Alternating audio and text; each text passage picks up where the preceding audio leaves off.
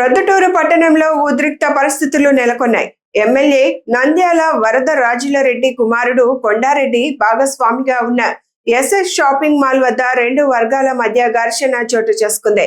ఇటీవల కొర్రపాడు రోడ్డులోని SS shopping mall ప్రభుత్వ అనుమతులకు విరుద్ధంగా నిర్మించబడిందంటూ టీడీపీ మాజీ ఇన్ఛార్జ్ ప్రవీణ్ మీడియా సమావేశం నిర్వహించారు.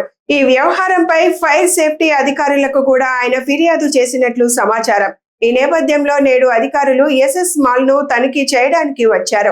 అధికారులు తనిఖీ వస్తున్నారంటూ ప్రవీణ్ కార్యాలయం నుంచి కొంతమందికి ఫోన్లు వెళ్లినట్లు సమాచారం.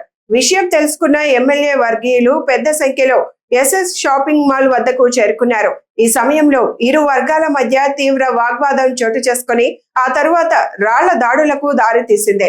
మొదట ఎమ్మెల్యే వర్గీయులపై ప్రవీణ్ అనుచరులు రాళ్లు రువ్వగా అనంతరం ఎమ్మెల్యే వర్గీయులు కూడా ప్రతి దాడికి దిగినట్లు తెలుస్తోంది.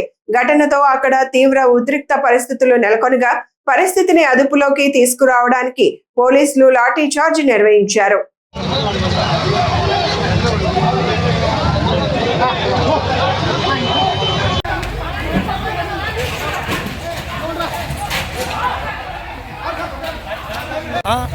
Video camera